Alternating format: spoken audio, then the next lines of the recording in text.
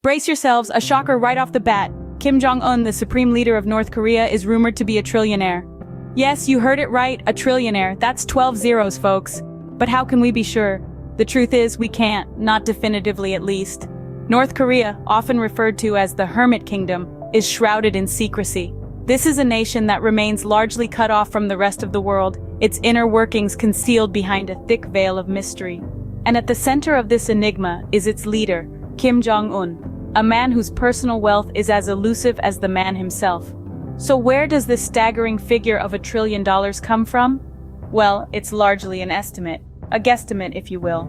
You see, when it comes to North Korea, concrete information is hard to come by. Most of what we know comes from defectors, satellite images, and the occasional state-controlled media report. And while these sources can offer glimpses into the country's inner workings, they often raise more questions than they answer. Now, it's important to remember that this is a nation where the average citizen earns less than $1,000 a year, a place where food shortages are common and basic amenities are often lacking.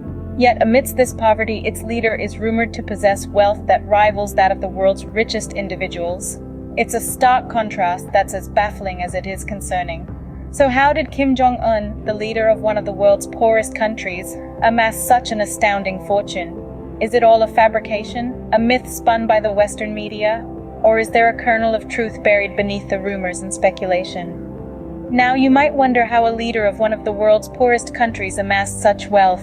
Let's unravel this mystery. Stay tuned as we delve deeper into the enigmatic life of Kim Jong Un and attempt to shed some light on the hidden wealth of North Korea's supreme leader. Kim Jong Un's journey to wealth started long before he became the supreme leader. Our tale begins with the time-tested adage, "To the victor go the spoils." In the case of North Korea, the spoils have been controlled by the state. The state, in turn, has been controlled by the Kim family. This control dates back to the days of Kim Il-sung, Kim Jong Un's grandfather, who established the Democratic People's Republic of Korea in the mid-20th century. The Kim dynasty, through their unyielding control over the state, had a monopoly over North Korea's resources and economy.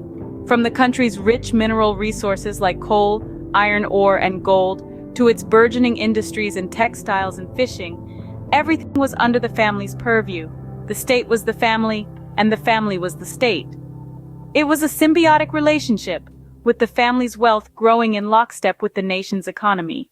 This wealth accumulation wasn't just limited to Kim Il-sung. His son, Kim Jong-il, Kim Jong-un's father, continued the tradition. Under his rule, the state's control over the economy tightened, with the private sector practically non-existent. This only served to increase the family's wealth, with the state's earnings flowing directly into the family's coffers. Now let's take a step back and consider young Kim Jong Un. Born into this dynasty, he was the heir to this vast empire. From the moment he took his first breath, he was destined to inherit this wealth. Every mineral mined, every fish caught, every garment sewn added to the fortune he was set to control. There's an old saying that goes, "Fortune favors the prepared mind." In Kim Jong-un's case, his fortune was prepared for him, with the groundwork laid even before he was born. The accumulation of wealth was not his doing, but rather a legacy passed down from generation to generation. So the groundwork for Kim's wealth was laid even before he was born.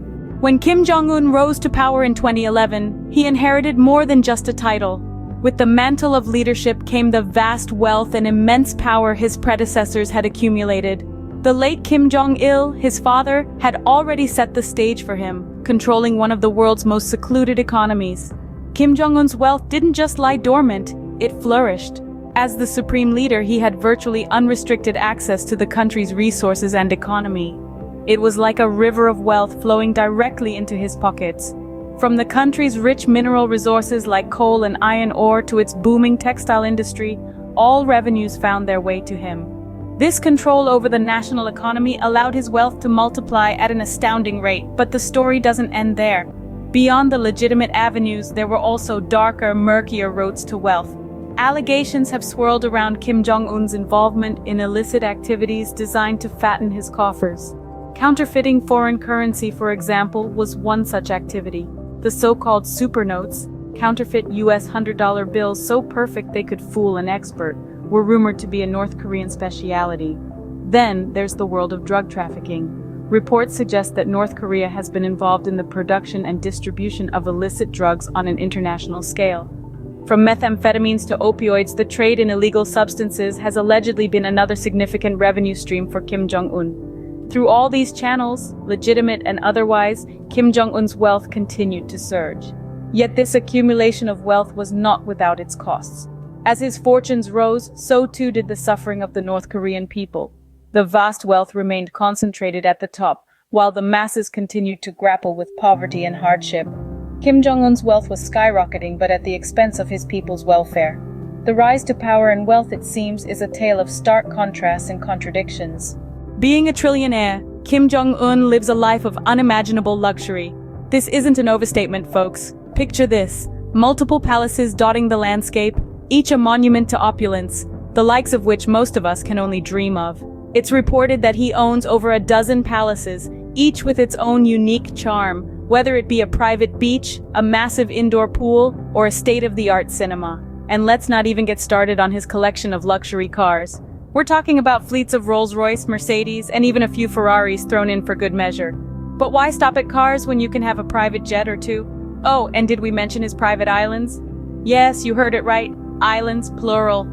Now picture this life of indulgence and then think about the stark contrast it presents with the lives of the everyday North Korean. While the supreme leader is jetting off to his private islands, the majority of his people are grappling with poverty. The average North Korean's income is less than 1% of what the supreme leader's luxury car collection is worth. It's a discrepancy that's hard to fathom. The country's resources, which could be used to improve the lives of its citizens, are instead diverted to fund the supreme leader's extravagant lifestyle. From the finest foods imported from around the world to a personal staff of thousands, no expense is spared in maintaining Kim Jong Un's life of luxury. And it's not just material possessions. The supreme leader also indulges in experiences money can buy. From private performances by world-renowned artists to lavish parties with international celebrities, it's clear that Kim Jong Un's lifestyle is far removed from the realities faced by his people. While his people suffer, Kim Jong Un enjoys a life of opulence. It's a stark reminder of the vast wealth disparity that exists not just in North Korea, but in many parts of the world today. Despite his extravagant lifestyle, much of Kim Jong Un's wealth remains hidden. This is where the story of Kim Jong Un's trillions takes a turn into the realm of the clandestine and the enigmatic. The labyrinthine network of his fortune is as complex as it is vast, with tendrils reaching far beyond the borders of North Korea. Let's talk about secret accounts, shall we? It's a well-known fact that many of the world's wealthiest individuals use offshore accounts to protect their assets. Kim Jong Un is no exception, but his secret accounts aren't just about tax evasion or asset protection, they're more about survival. When you're running an isolated nation under the watchful eye of the international community, having a stash of cash in a secure, untraceable location is a must. These accounts, scattered across the globe, are filled to the brim with billions, if not trillions, of dollars. They're like hidden treasure chests, filled not with gold doubloons, but with cold, hard cash. But these aren't your typical Swiss bank accounts. We're talking about accounts in places you wouldn't expect, like China, Russia, and even some countries in Africa and the Middle East. Now let's touch on the subject of international sanctions against North Korea. These sanctions, imposed by the United Nations and backed by countries like the United States, are meant to cripple North Korea's economy and force Kim Jong Un to abandon his nuclear ambitions. However, these sanctions may have an unintended side effect. They could be driving Kim Jong Un to hide his wealth even more, making his trillions even harder to track. Despite the extravagant wealth that Kim Jong Un has amassed, the reality of life in North Korea remains grim. The vast majority of North Koreans live in poverty, struggling to meet basic needs while their leader lives a life of opulence.